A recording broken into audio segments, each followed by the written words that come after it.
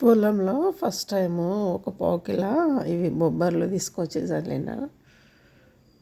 ఒక పావు కిలో పెసర్లు చల్లిన. పెసర్లు మాత్రం మొత్తం అంత పురుగులాగా వచ్చేసి పావు కిలోనే వచ్చేసినాయి. ఈ బొబ్బర్లు పర్వాలేదు, ఓ 2 కిలోలకు ఎక్కువనే వచ్చినాయి. ఫస్ట్ టైం ఎక్స్పీరియన్స్ అన్నమాట. ఎట్లా ఏంది అనేది, ఇవి ఎట్లా వలుస్తారు అనేది కూడా నాకు తెలియదు.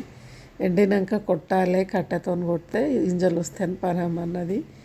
ఇవి బాగా ఎండ పోసినాక ఉట్టిగానే ఇట్లా అయిపోతున్నాయి, రాలి ఓపెన్ అయిపోతున్నాయి గింజలు. నేను కాలుతో నన్ని తొక్కి ఇస్తే పనమ్మ చెరిగి ఇచ్చింది.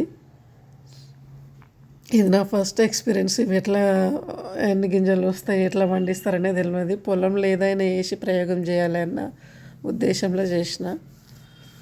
ఒక 2 కిలోలు వచ్చేసినాయి అనుకో. ఈసారి దున్ని వీటిని ఎట్లా అంటే గడ్డీలా మొత్తం మూసుకొని వెళ్ళిపోయినాయి. ఒక దారిలాగా ఒక లైన్ వేసి కలుపు మొక్కలు లేకుండా చూసుకోవాలి. నాకు తెలియదు, మొత్తం చల్లిండ్రు అనమాట. చల్లడం వల్ల అట్లా అయ్యింది. అదంతా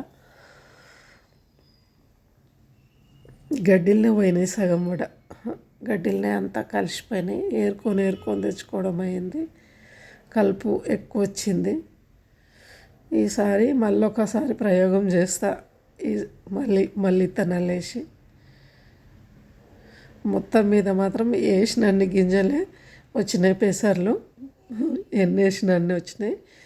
ఈ బొబ్బర్లు అలసందలు అంటారు, ఇవి మాత్రం 2 కిలోలకు బాగానే వచ్చినాయి. మీకేమనిపించిందో చెప్పండి.